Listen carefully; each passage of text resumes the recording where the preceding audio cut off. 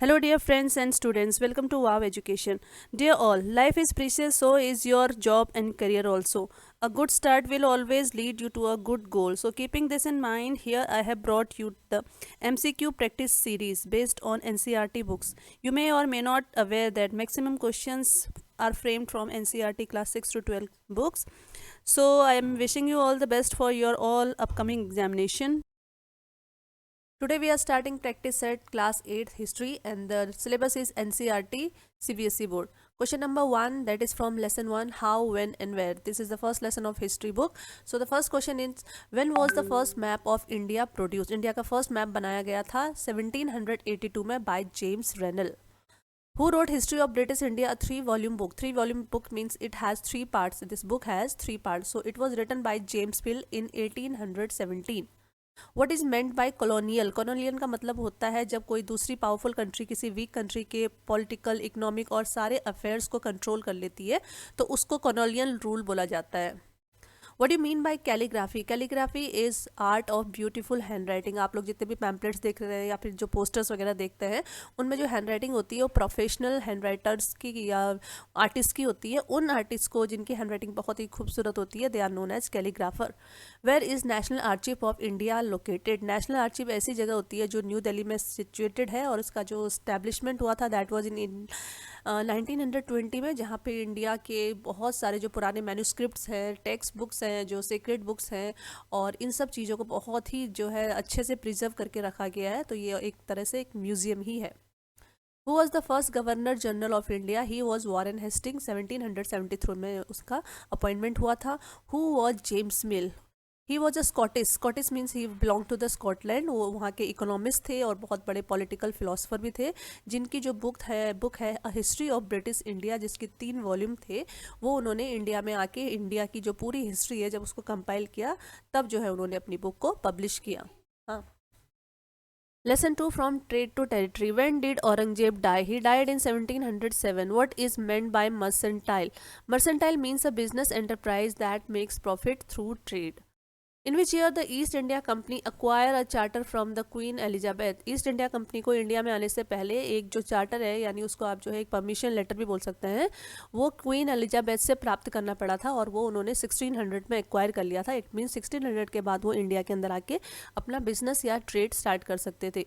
What was the specific about the East India what was the specific about the East India company charter? जो east India company ने queen Elizabeth से charter प्राप्त किया था उसकी speciality क्या थी?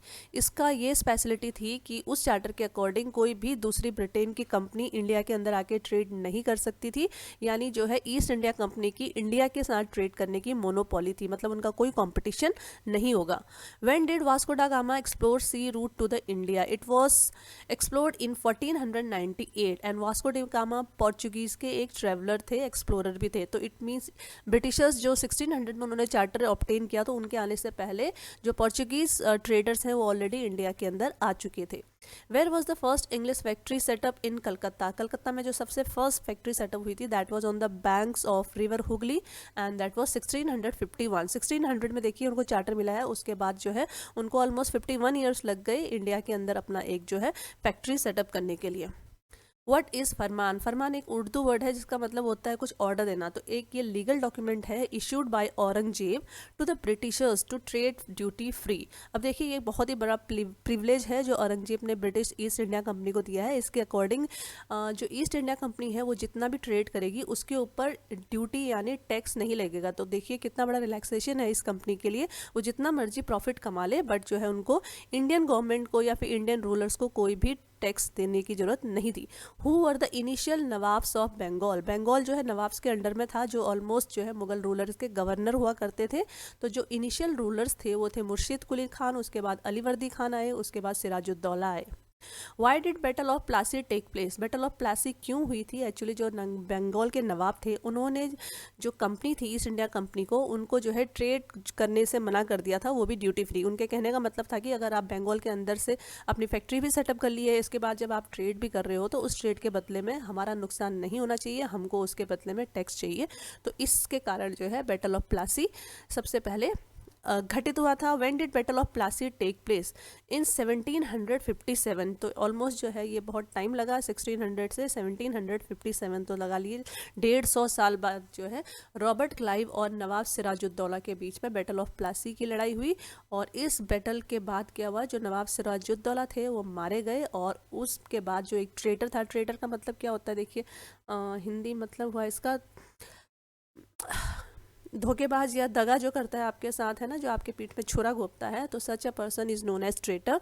एंड वो ट्रेटर कौन था इस लड़ाई का? वो था मीर जाफ़र, जो बैटल ऑफ प्लासी, जो नवाब था, नवाब का हेड कमांडर था। बट जो है जब लड़ाई हुई तो लड़ाई के समय जो है उनके पास जो है मीर जाफ़र के पास 35,000 सोल्जर्स का ट्रूप था, और उस ट्रूप को उसने ऑर्डर नहीं दिया कि अंग्रेज़ों के खिलाफ लड़े, तो इसका मतलब है वो अंग्रेज़ों के साथ मिला हुआ था। Why battle of Plassey is famous and important? ये इसलिए इम्पॉर्टेंट है because it was the first major victory of the company in India, and it has given more inspiration and more motivational relaxation to the British India and the British company and the East India Company, and that they thought that they are now going to acquire more and more lands. इससे उनका जो है हौसला और confidence बढ़ गया था, और उनको आगे और ज़्यादा लड़ाई करने के लिए प्रेरणा मिल चुकी थी। किसको? ईस्ट इंडिया कंपनी को। Who became nawab after Sirajuddaula? तो ये ओबियस है, सिराजुद्दौला का जो धोखेबाज गवर्नर था उसका नाम मीर जाफ़र था, तो अंग्रेजों ने उसको गद्दी पे बिठा दिया। कहाँ की गद्दी पे? बंगाल की गद्दी पे। What happened when Mir Jafar refused to pay money to company? अब जो मीर जाफ़र को तो पपेट रूलर बना दिया था ईस्ट इंडिया कंपनी ने, और पपेट रूलर बना दिया था तो उसको वो सब चीज़ें करनी पड़ रही थी जो उसको ईस्ट इंडिया कंपनी बोल रही थी। ईस्ट इंडिया कंपनी उससे हर साल जो है बहुत ही एक मोटी अमाउंट लेती थी अपने खर्चे पाने के लिए। तो बाद में क्या हुआ, नवाब ने, मीर जाफ़र ने वो पैसा देना मना कर दिया, क्योंकि वो पैसा बहुत ज़्यादा उसके ऊपर बर्डन हो रहा था, तो he refuse to give that money to the East India Company. और उसके बाद क्या हुआ, उसके बाद ईस्ट इंडिया कंपनी ने मीर जाफ़र को भी गद्दी से हटा दिया और उसके दामाद मीर कासिम को गद्दी पे बिठा दिया। तो मीर कासिम भी एक पपेट रूलर ही था। Why did battle of Buxar occur? अब बैटल ऑफ प्लासी के बाद बैटल ऑफ बक्सर हुआ, उसका क्या रीजन था? It took place because Mir Qasim also refuse to pay company a huge amount every month. It was not actually annually, it was every month. तो हर महीने एक बहुत बड़ा अमाउंट जो है बंगाल के गवर्नर को या बंगाल के नवाब को ईस्ट इंडिया कंपनी को पे करना पड़ता था, जो बहुत ही हैवी लगता था नवाब को, क्योंकि वो ज़्यादा ही अमाउंट थी। तो जब मीर कासिम ने भी वो पैसा ईस्ट इंडिया कंपनी को देने से मना कर दिया, तो उसके बाद जो है आपका बैटल ऑफ बक्सर हुआ। What happened after battle of Buxar? इसके बाद क्या हुआ, Mir Qasim was driven out. Mir Qasim को गद्दी से हटा के बाहर भगा दिया गया, और दोबारा से मीर जाफ़र को थ्रोन पे यानी गद्दी पे बिठा दिया गया। तो देख रहे हैं ना आप, जो है कभी इसको कभी उसको, इसकी टोपी उसके सर, उसकी टोपी इसके सर कर रही है ईस्ट इंडिया कंपनी। तो उनका जो फाइनली जो एम था वो ये था कि उनको कहीं से भी राज नहीं करना पड़े, कुछ काम नहीं करना पड़े, वो ट्रेड करते रहे, अपना फ़ायदा उठाते रहे, बट उसके बदले में बंगाल के नवाब से उनको हर मंथ जो है पैसा भी अच्छा खासा मिलता रहे। तो इतने सारे प्रिविलेजेस अगर किसी कंपनी को मिल रहे हैं तो है ना, उसको खुद रूल करने की क्या ज़रूरत होगी। नेक्स्ट है, when did Mir Jafar die? अब मीर जाफ़र की जो मृत्यु हुई वो 1765 में हुई। उसके बाद क्या हुआ, ना company wanted to be the nawab themselves. अब उनको लगने लगा कि वो तो इतने गेम प्लेयर हैं कि वो किसी को भी नवाब बना सकते हैं, तो why don't they become nawab themselves? वो खुद ही क्यों नहीं नवाब बन जाते बंगाल के? तो उन्होंने ये आइडिया सोचा कि अब बंगाल का नवाब ईस्ट इंडिया कंपनी को खुद बन जाना चाहिए। When did the company get the right of diwani of Bengal? Diwani जो है एक पोजीशन होती है जिसके अकॉर्डिंग क्या होता था, मुगल पीरियड में जो मुगल रूलर्स किसी को भी दीवानी का अधिकार देता था, तो उसको उस पर्टिकुलर एरिया से पूरा रेवेन्यू इकट्ठा करना पड़ता था। रेवेन्यू का मतलब होता है उस एरिया से टैक्स इकट्ठा करना पड़ता था, एंड दैट टैक्स, एंड उसको लगा लो कि 75% of that tax has to be deposited with the ruler, and 25% of that tax has to be retain with the diwan sahab, है ना। तो इसी प्रकार से ईस्ट इंडिया कंपनी को भी जो है बंगाल की दीवानी मिल गई। कैसे मिली उनको? ये मिली 1765 में। उन्होंने कैसे भी जो है, जो दिल्ली में बैठे हुए मुगल रूलर थे उनको पटा के, उनको कन्विंस करके वो ये दीवानी का जो वो है, उन्होंने पोजीशन वो उन्होंने एक्वायर कर लिया।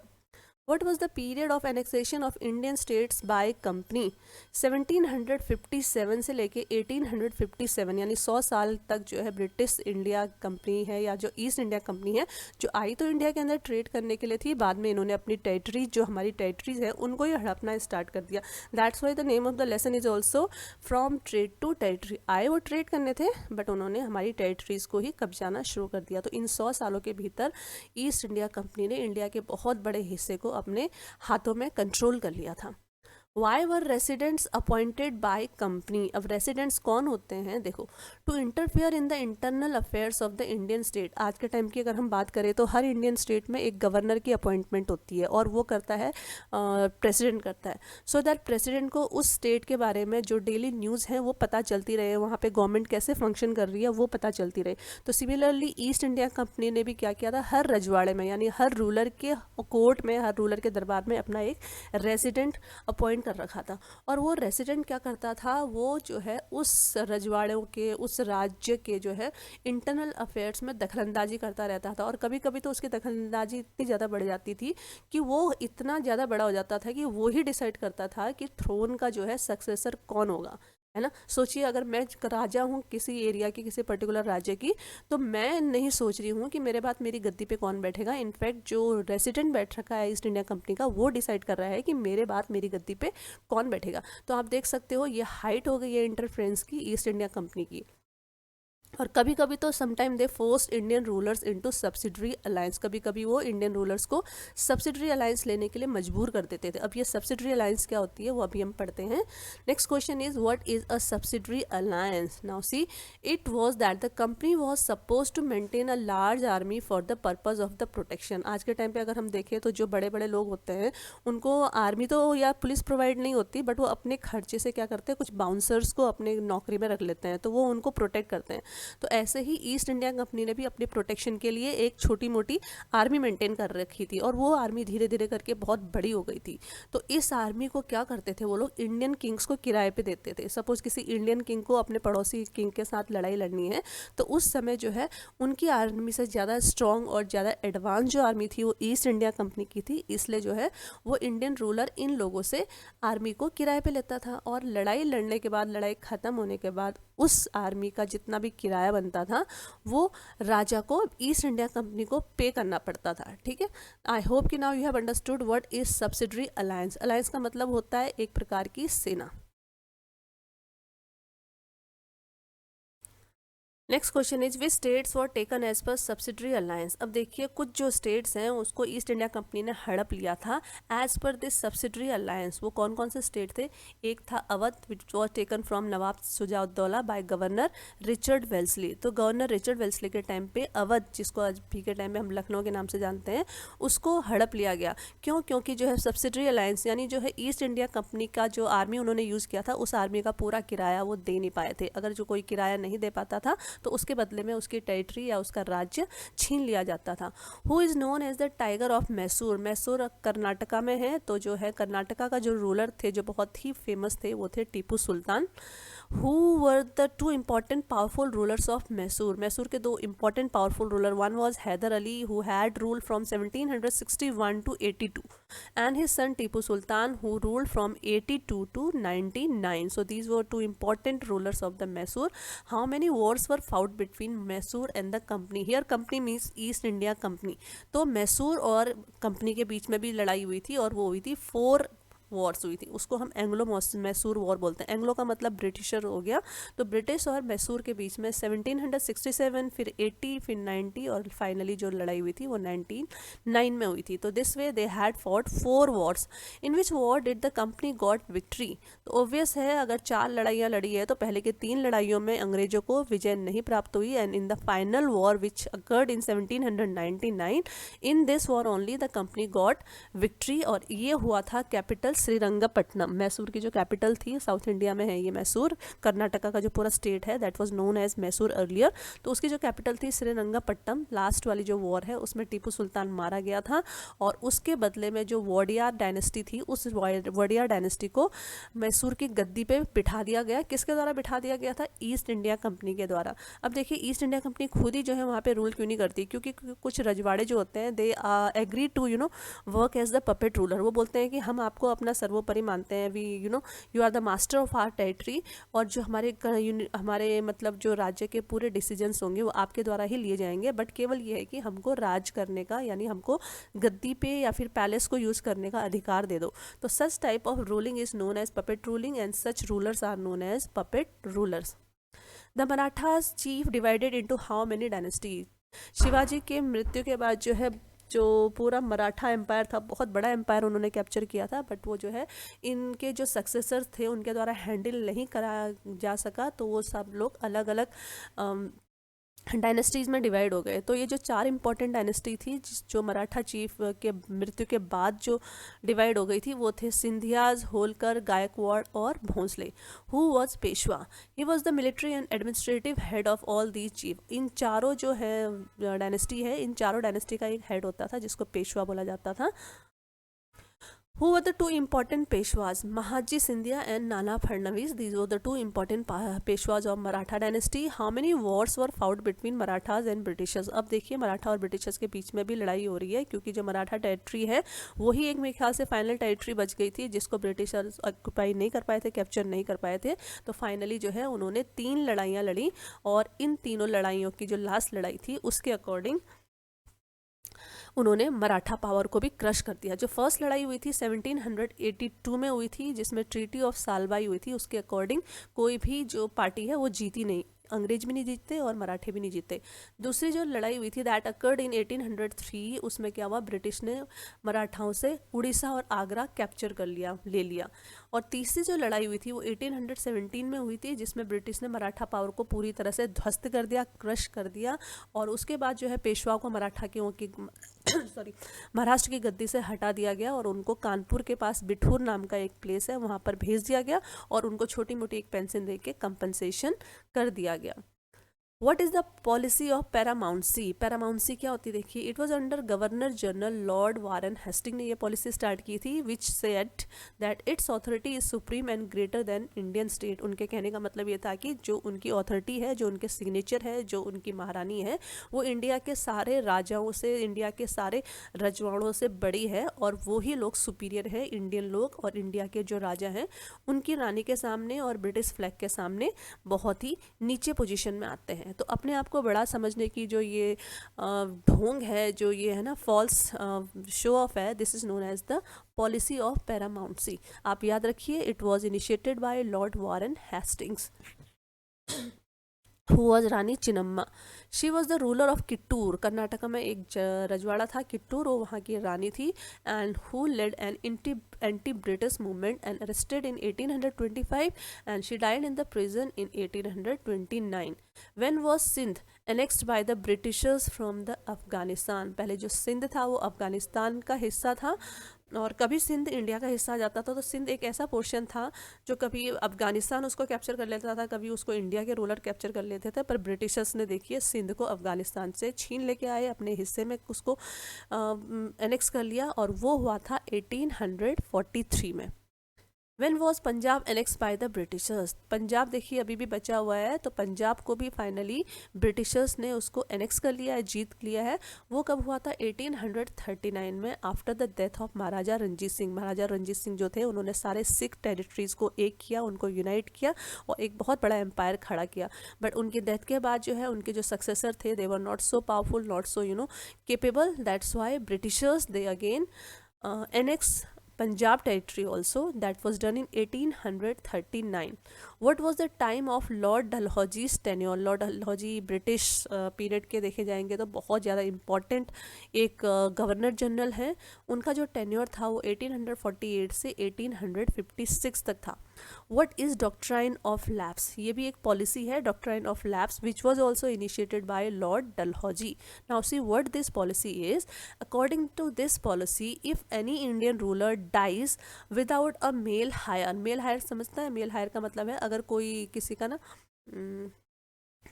उत्तराधिकारी, हाँ, इट इज़ नोन एज उत्तराधिकारी। अगर कोई उत्तराधिकारी नहीं है किसी राजा का तो हिज किंगडम वुड लैप्स, उसका जो किंगडम है वो अपने आप ही लैप्स माना जाएगा, and it will automatically become the part of company, और वो जो है वो किंगडम ब्रिटिश कंपनी का पार्ट हो जाएगा। ठीक है, तो देखिए कितना मतलब ये ना नाइंसाफ़ी टाइप की है, क्योंकि जब आप किसी के गुलाम होते हो तो आपके जो अपने थिंकिंग्स होती हैं, आपके जो अपने डिसीजंस होते हैं वो कहीं पर भी मैटर नहीं करते हैं, और जो आपका मास्टर होता है वो अपने अकॉर्डिंग हर रूल चलाता है। तो ये तो कोई मतलब तुक ही नहीं बैठता है इस रूल का कि अगर किसी के रजवाड़े में अगर उसका कोई मेल जो है हायर नहीं है, मेल उत्तराधिकारी नहीं है, तो वो अपने भाई के लड़के को भी बिठा सकता है, अपने किसी और ताऊजी के लड़के को, किसी और को, भाई को बिठा सकता है।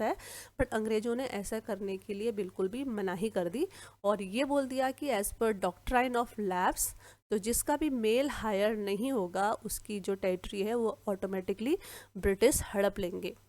तो इस पॉलिसी के अकॉर्डिंग कौन कौन से स्टेट्स थे जिनको ब्रिटिश ने एनेक्स कर दिया था? तो बेचारे जो पुअर स्टेट्स थे वो थे सतारा जो महाराष्ट्र में है 1842 में 48 में, उसके अलावा संबलपुर 1850 में इसको ले लिया गया या फिर एनेक्स कर लिया गया। एनेक्स का मतलब होता है हड़प लिया गया बाय ब्रिटिशर्स। फिर उसके बाद उदयपुर 1852 में, नागपुर 1853 में, और झांसी 1854 में। और झांसी की स्टोरी तो you all are aware of. When was Awadh annexed? Awadh को कब हड़पा गया? 1856 में।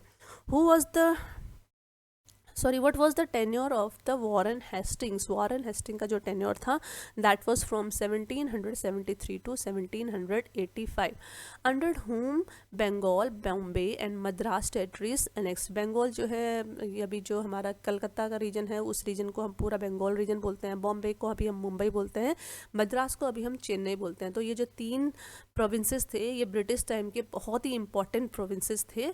इनको कब ब्रिटिशर्स ने एनेक्स किया था? वो किया था अंडर लॉर्ड वॉरेन हेस्टिंग के अंडर में इन तीनों टेरिटरीज को एनेक्स कर दिया गया और इनको प्रोविंस यानी राज्य बना दिया गया। ये बहुत 3 इंपॉर्टेंट प्रोविंसेस थे ब्रिटिश इंडिया के। Who assigned Bengal, Bombay and Madras as provinces? Obviously जब वॉरेन हेस्टिंग ने उसको एनेक्स किया है तो उसको प्रोविंस भी वॉरेन हेस्टिंग ने ही बना दिया, और इसके अलावा उन्होंने हर प्रोविंस के लिए, सपोज करो ये 3 प्रोविंसेस हैं तो हर प्रोविंस के लिए एक एक गवर्नर अपॉइंट कर दिया, यानी 3 गवर्नर अपॉइंट हुए थे। बट जो मेन गवर्नर था वो अभी भी गवर्नर जनरल बोला जाता था, जो कि उस समय खुद वॉरेन हेस्टिंग्स थे। Who was the first Governor General of British India? It was Warren Hastings. Who introduced several administrative and judicial reforms? वो भी वॉरेन हेस्टिंग्स ने ही किया था। Who establish courts in the district? देखो इंडिया के जो पूरे एरिया को है, टेरिटरी को एक करने का और बहुत ही अच्छे से एडमिनिस्ट्रेशन करने का जो श्रेय जाता है, जो क्रेडिट जाता है, it goes to Warren Hastings. हर डिस्ट्रिक्ट में एक एक कोर्ट हो, ये किसने इंश्योर किया था? ये किया था वॉरेन हेस्टिंग ने। और 1772 में उन्होंने हर डिस्ट्रिक्ट के अंदर 2 कोर्ट की स्टैब्लिशमेंट की। एक को बोला गया सिविल कोर्ट यानी दीवानी अदालत, दूसरे को बोला गया क्रिमिनल कोर्ट यानी फौजदारी अदालत। तो हर डिस्ट्रिक्ट में 2-2 कोर्ट को उन्होंने स्टैब्लिश किया। Who headed a district? एक डिस्ट्रिक्ट का जो हेड होता है, जैसे अभी डीएम होता है, तो सिमिलरली उस समय भी डिस्ट्रिक्ट कलेक्टर ही एक डिस्ट्रिक्ट का हेड होता था। Who also presided over civil court, और जो उस डिस्ट्रिक्ट का सिविल कोर्ट होता था उसका भी वो हेड होता था। Who headed the criminal court? आपको पता है सिविल कोर्ट और क्रिमिनल कोर्ट में डिफरेंस होता है। सिविल कोर्ट में वो मामले आते हैं जो नॉन जिसमें खून, मर्डर, हत्या ये सब चीज़ें नहीं होती है, जिसमें जान की हानि नहीं होती है, उसको हम सिविल कोर्ट में ले जाते हैं। और जिसमें जान माल की हानि होती है that such cases are taken to the criminal courts. अब क्रिमिनल कोर्ट को हेड करने के लिए एक काजी रखा हुआ था जो एक हिंदू जज था, और एक मुफ्ती रखा हुआ था जो एक मुस्लिम जूरिस्ट था। और ये दोनों के दोनों किसके अंडर में काम करते थे? जो डिस्ट्रिक्ट मजिस्ट्रेट होता था या फिर डिस्ट्रिक्ट कलेक्टर होता था, कलेक्टर के अंडर में काम करते थे। अब आप सोच रहे होंगे कि इन दोनों की क्या ज़रूरत है? जब ब्रिटिश लोगों ने कोर्ट खोल रखा है तो दे कैन डिसाइड देमसेल्फ, तो उन्होंने हिंदू लोगों को क्यों अपॉइंट किया? एक्चुअली जितने भी कोर्ट में केसेस आते थे वो तो हिंदुओं के या मुस्लिम्स के ही आते थे, और इंडिया जो है that was the country of Hindu and Muslim both. और उनके केसेस को समझने के लिए हमको ब्रिटिशर्स नहीं समझ पाएंगे हम लोग के जो केसेस होते हैं। तो इसीलिए हिंदू लोगों के केसेस को सॉल्व करने के लिए हिंदू जज था, और मुस्लिम लोगों के केसेस को सॉल्व करने के लिए उन्होंने मुस्लिम जज को अपॉइंट कर रखा था। बट जो सुपरविजन होता था, उनके ऊपर जो कंट्रोल होता था, वो कलेक्टर का ही होता था। Which governor face impeachment in the British parliament, कौन सा गवर्नर था जो ब्रिटेन वापस जाने के बाद जिसके ऊपर इम्पीचमेंट का केस लगा था? He was Warren Hasting and he was accuse of misgovernment in Bengal and the impeachment lasted for 7 years। उनके ऊपर भ्रष्टाचार के आरोप लगे थे क्योंकि उन्होंने अपने जो है पोस्ट में रहते हुए बहुत सारा जो है मिस गवर्नेंस किया था बंगाल के अंदर। तो उसके चक्कर में जो है जब वो ब्रिटेन वापस गए रिटायर होके, तो वहाँ की पार्लियामेंट में उनके ऊपर 7 साल तक इम्पीचमेंट का केस चला। What is meant by impeachment? अब आप सोच रहे होंगे कि व्हाट इज़ इम्पीचमेंट। तो एक्चुअली ये एक ट्रायल होता है जिसमें जो पार्लियामेंट के जो दोनों हाउसेस होते हैं वो उसके ऊपर क्वेश्चंस करते हैं, उनमें क्वेश्चन आंसर्स होते हैं, सवाल जवाब होते हैं, डिस्कशन होते हैं, और जब उसकी फाइंडिंग्स देखी जाती है और फाइंडिंग्स को सही पाया जाता है तो जिस बंदे के ऊपर, जिस भी व्यक्ति के ऊपर वो इम्पीचमेंट लगता है उसको उसके पोस्ट से हटा दिया जाता है और उसके ऊपर लीगल एक्शन लिया जाता है।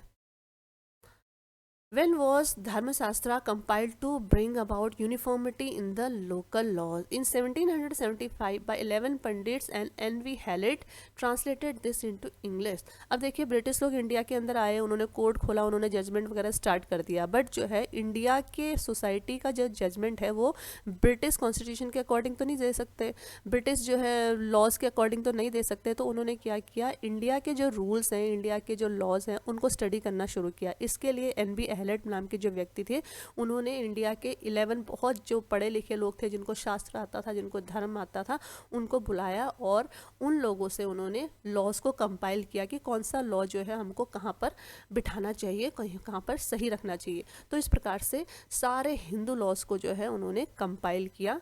कब? 1775 में। ये भी एक बहुत बड़ा अचीवमेंट ही लगा लो, है ना। When was the code of Muslim law was compiled? तो सिमिलरली जो है ऐसा ही एक कोड जो है मुस्लिम के लिए भी बना, उसको बोला गया 1700 उसको जो है स्टार्ट किया गया 1778 में। इसके थ्रू क्या हुआ, ऑल ओवर इंडिया जो है एक यूनिफॉर्म लॉ स्टार्ट हो गया। ऐसा नहीं था कि मतलब गुजरात में कुछ और प्रकार का लॉ चल रहा है या फिर मद्रास में कुछ और प्रकार का लॉ चल रहा है और बंगाल में कुछ और प्रकार का लॉ चल रहा है। ब्रिटिशर्स के आने के कारण एटलीस्ट हमारी कंट्री जो है यूनाइटेड तो हुई, एक कंट्री तो बन गई और पूरी कंट्री में एक ही जैसे लॉ लागू हो गए। तो that is known as rule of law, है ना। सब जगह जब एक ही समान लॉ लागू होता है तो इस कंडीशन को हम रूल ऑफ लॉ बोलते हैं। अदरवाइज तो जब तक ब्रिटिशर्स इंडिया के अंदर नहीं थे तो जो भी लॉज होते थे वो अलग अलग स्टेट्स के अलग अलग राजाओं के डिसीजंस के अकॉर्डिंग होते थे। When was the Supreme Court under British setup in India? अब जो सुप्रीम कोर्ट की स्थापना है वो भी ब्रिटिशर्स ने ही की हमारी कंट्री के अंदर। तो सबसे पहले सुप्रीम कोर्ट बना था कलकत्ता में 1773 में। What was the job of the collector? जो डिस्ट्रिक्ट कलेक्टर होता है, जो डीएम होता है, उसका क्या काम था? उसका ये काम था कि वो अपने पूरे डिस्ट्रिक्ट से रेवेन्यू और टैक्स इकट्ठा करता था, अपने एरिया को जो है अंदर लॉ एंड ऑर्डर को मेंटेन करता था और अपने एरिया के जो पुलिस ऑफिसर्स हैं और जो दारोगाज हैं उनको भी हेल्प करता था, उनको जो है असिस्टेंस प्रोवाइड करवाता था। What is collectorate? कलेक्ट्रेट तो अभी भी बोला जाता है, वो कौन सा ऑफिस होता है वेयर डीएम सिट, जहाँ पे डिस्ट्रिक्ट मजिस्ट्रेट बैठते हैं, उनके ऑफिस को we call it collectorate. What was the speciality of the Mughal army? Britishers के आने के टाइम इंडिया के अंदर मुगल रूल था, तो मुगल लोगों की जो आर्मी थी वो किस प्रकार से उसका सेटअप था एक्चुअली। तो उसमें जो है कैवलरी थी। कैवलरी का मतलब होता है जो घोड़े के ऊपर चढ़ के लड़ते हैं उनको हम कैवलरी बोलते हैं, train soldiers on the horse back. इसके अलावा one more division of that army was infantry. Infantry are the soldiers who who walk and then fight. जो पैदल सवार होते हैं उनको हम जो है इन्फेंट्री बोलते हैं। What is the Sepoy army? Now what is Sepoy army? The word Sepoy was taken from Indian word सिपाही। जो मुस्लिम टाइम था उस लोग टाइम में जो है इंडिया के जो हिंदू सोल्जर्स या फिर जो मुस्लिम सोल्जर्स होते थे उनको वो लोग सिपाही बोला करते थे। तो जो ब्रिटिशर्स थे they could not pronounce it sipahi, so they called it sepoy. And finally the sepoy army, it was the setup of the British. Who introduced muskets and matchlock in India? It was obviously introduced by Britishers, क्योंकि आप नाम से ही पता लगा सकते हैं ये जो दो नेम्स हैं ये इंडियन टेरिटरीज के या फिर इंडियन आर्मी के जो हैं ये वेपन्स नहीं हुआ करते थे पहले।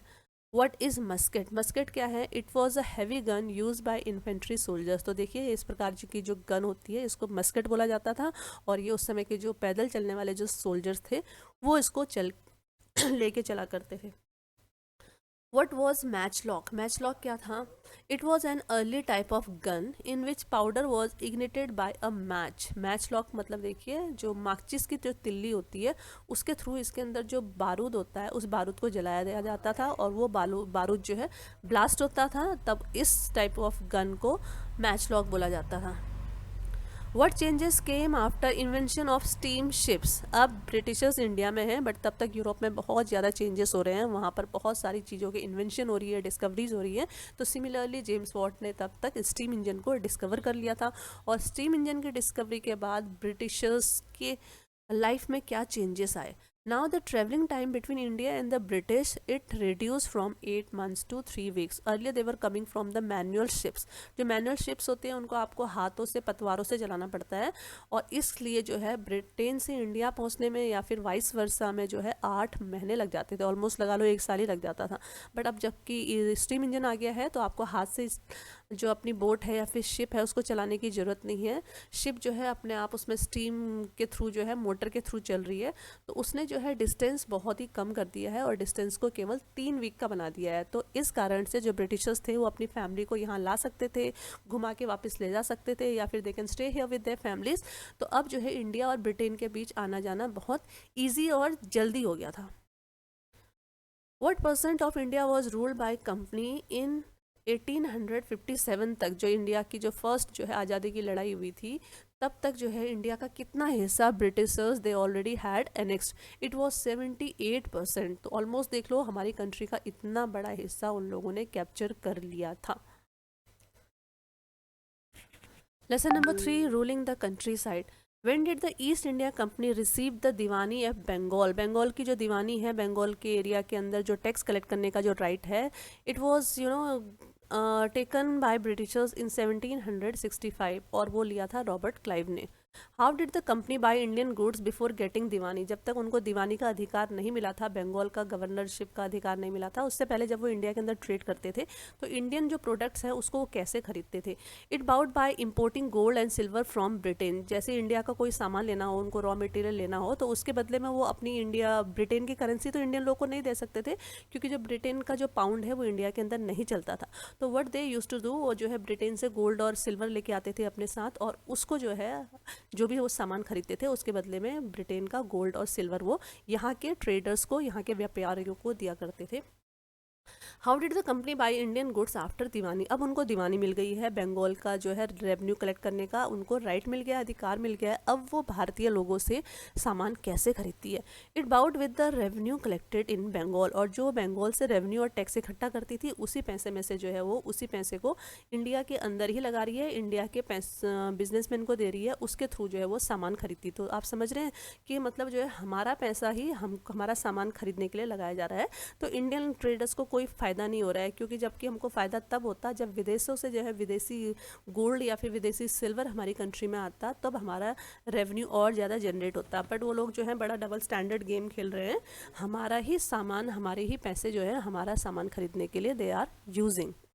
Y did artisan start deserting the villages? Deserting का मतलब होता है to leave the village. Artisans का मतलब होता है जो जितने भी गांव में काम करने वाले कलाकार होते हैं, हैंडीक्राफ्ट वाले होते हैं या फिर गांव वाले होते हैं, उन्होंने गांव छोड़ना क्यों स्टार्ट कर दिया?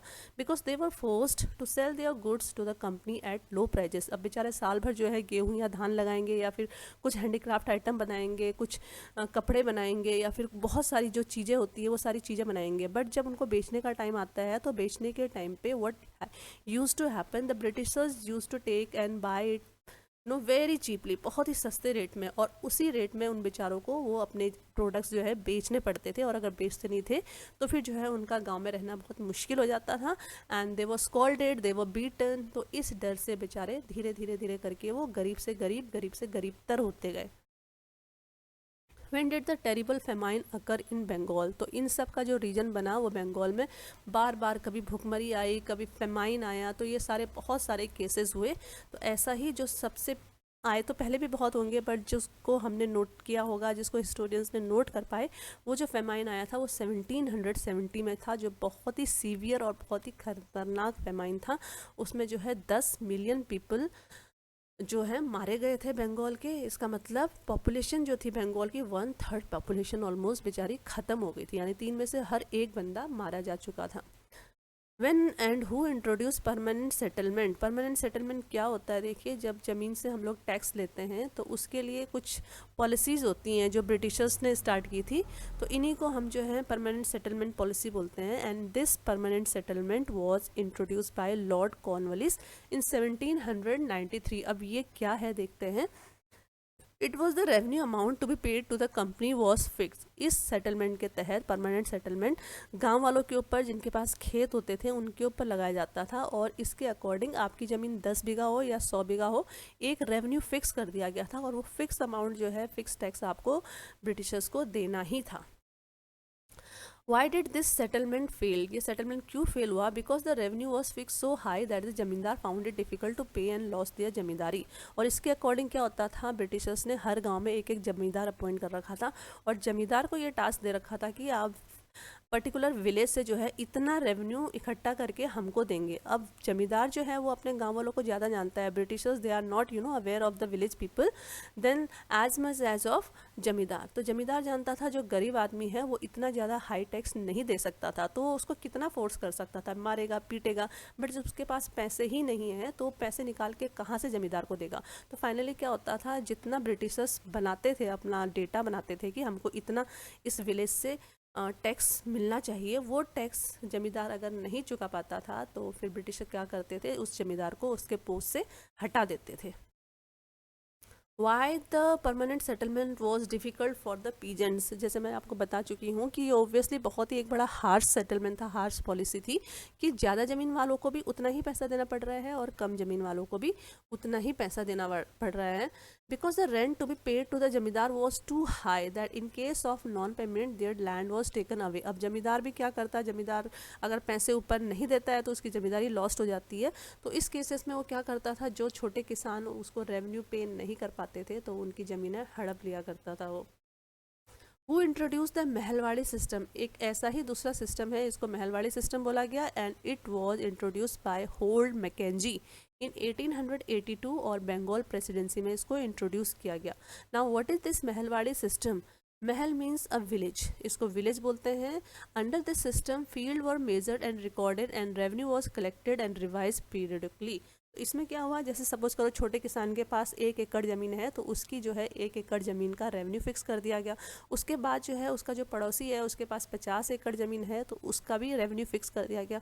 तो इट मीन्स 1 एकड़ वाले का जो रेवेन्यू होगा वो 50 एकड़ वाले से थोड़ा सा कम होगा। तो इस अकॉर्डिंग, महलवाड़ी सिस्टम के अकॉर्डिंग जो रेवेन्यू फिक्स किया गया था वो as per the land the farmer is holding, जितना फार्मर के पास लैंड है उसके अकॉर्डिंग फिक्स कर दिया गया था, और उतना ही रेवेन्यू उनको ब्रिटिशर्स को देना पड़ता था। और ब्रिटिशर्स को रेवेन्यू जनरेट करने, रेवेन्यू देने के लिए जो बीच का जो आदमी था, he was known as village headman.